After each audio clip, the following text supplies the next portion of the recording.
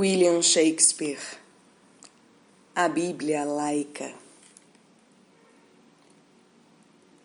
Publicado pela Fraternidade Rosa Cruz.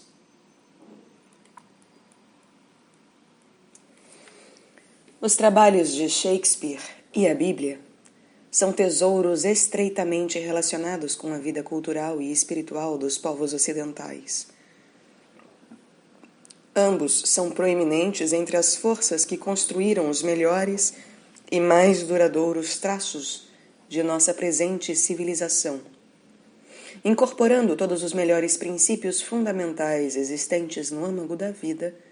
Eles têm sido tecidos em nosso pensamento e aspiração.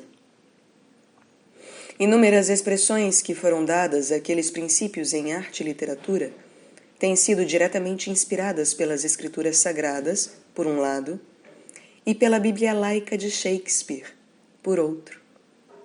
Parece haver ampla justificativa para olhar Shakespeare como a Bíblia laica, quando se leva em consideração suas muitas correspondências dentro e fora com as da Bíblia Sagrada. Ambas são best-sellers.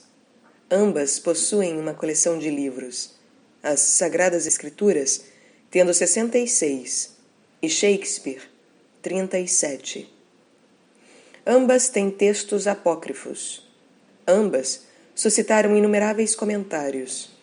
Livrarias especiais têm se dedicado ao seu estudo.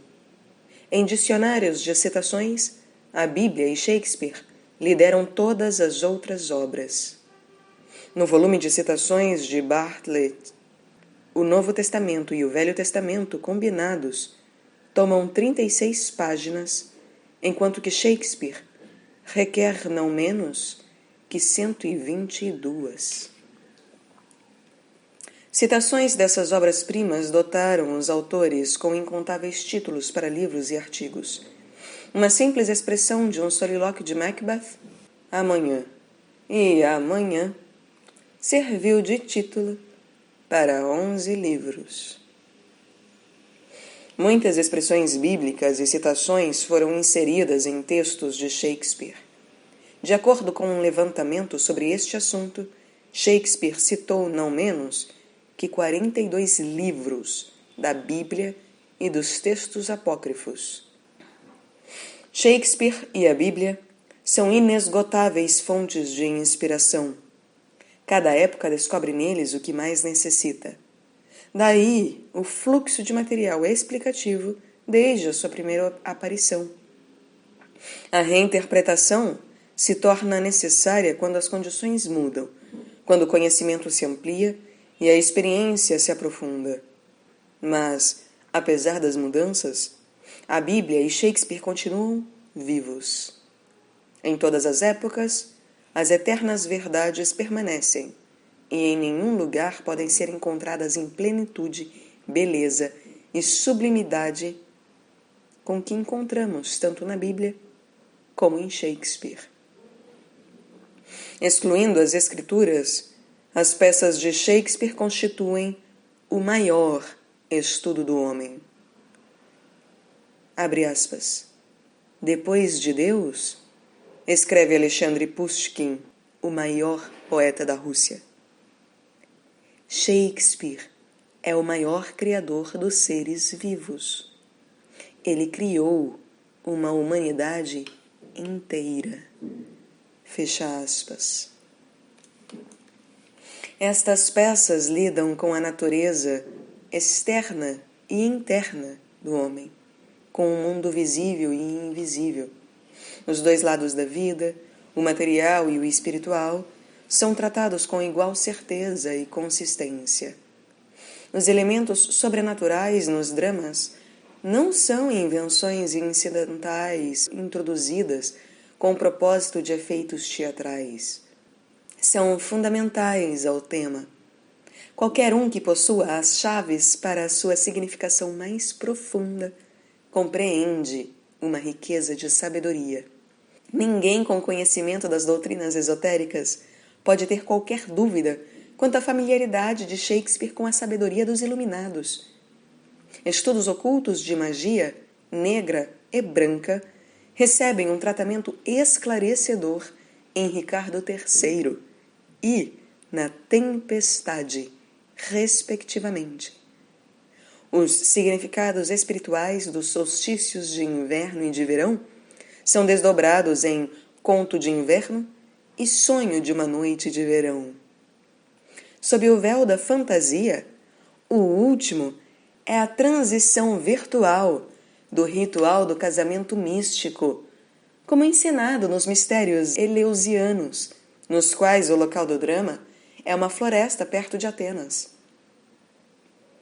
Os sonetos traduzem as doutrinas herméticas em poesias, enquanto as tragédias como Hamlet e Macbeth trazem os seres e as forças do mundo espiritual impenetrável para a visibilidade. Cada um dos dramas trata de alguma lei oculta ou princípio espiritual. Isto constitui seu tema esotérico. Tudo que encontra expressão no desdobrável roteiro surge inevitavelmente de acordo com a natureza desta ideia arquetípica central. Considerando-se as características internas comuns a Shakespeare e à Bíblia, observa-se que toda a literatura pode ser dividida em duas classes: sagrada e secular. Acredita-se que a literatura sagrada provenha de uma fonte de inspiração mais alta que a secular. Acredita-se que a sabedoria divina tenha encontrado expressão nas Bíblias do mundo numa maneira mais direta e imediata do que qualquer outra literatura.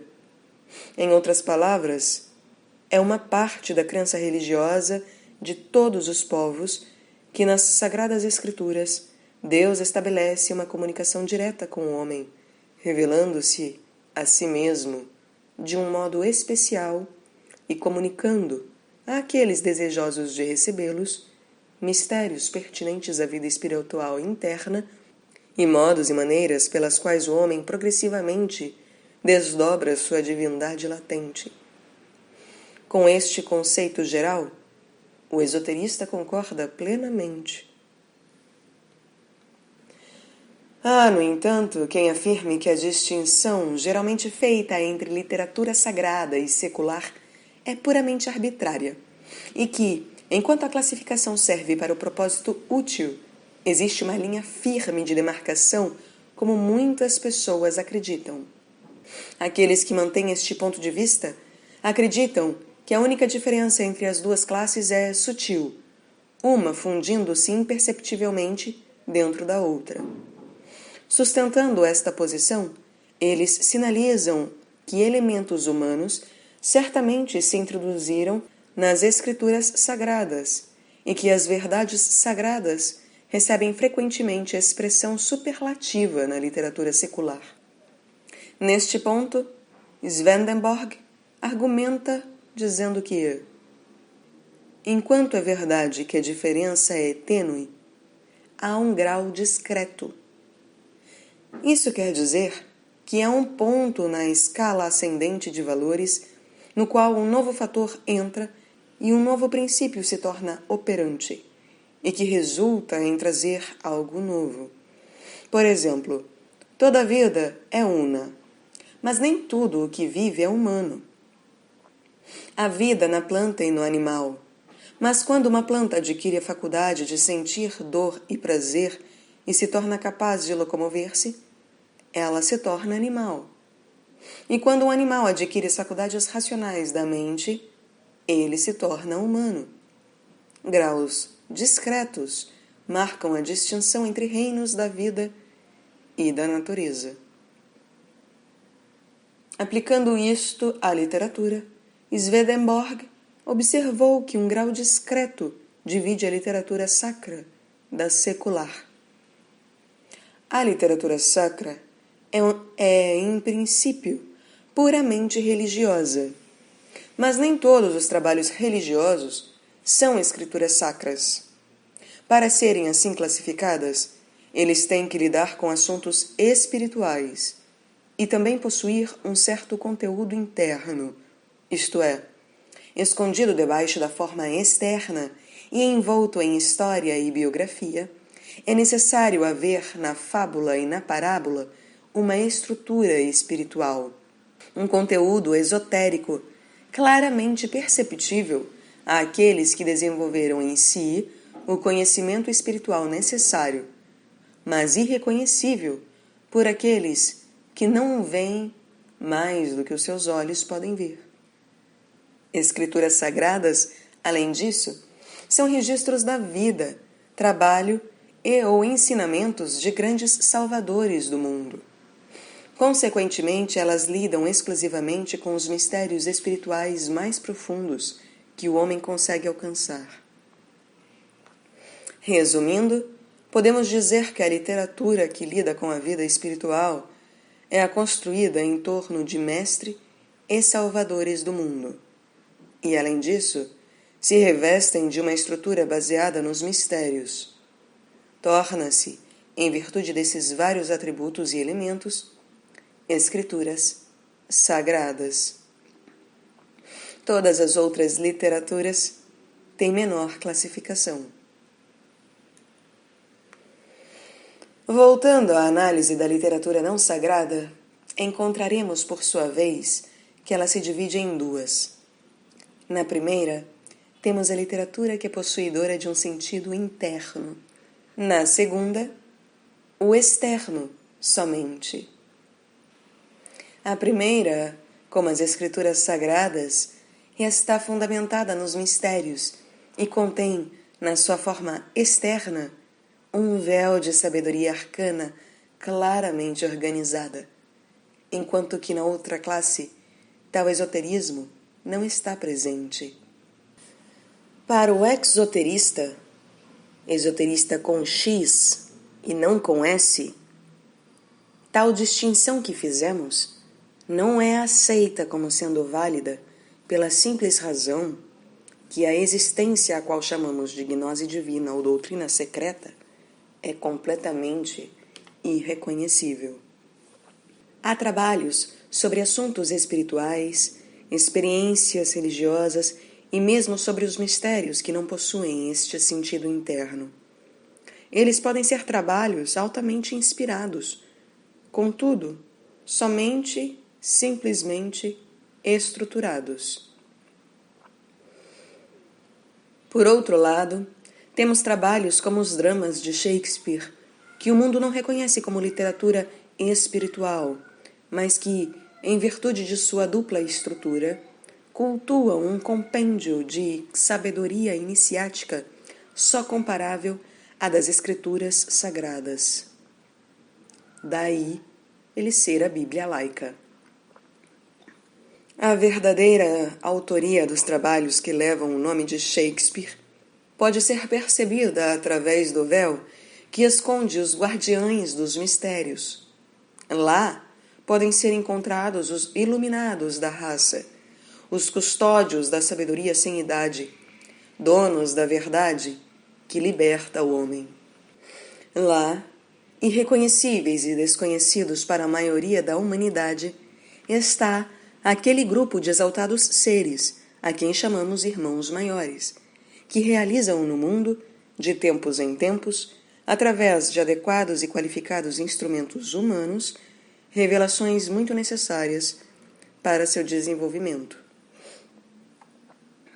É neles que devemos procurar o altíssimo impulso criativo que se manifestou na Europa como Renascença e encontrou sua primeira expressão inglesa nas brilhantes luzes literárias da era elisabetana. O maior deles foi Shakespeare. Então, Shakespeare transforma-se num elo da cadeia de mediadores inspirados, através dos quais a raça humana adquire posse de um conhecimento sempre crescente dos divinos mistérios.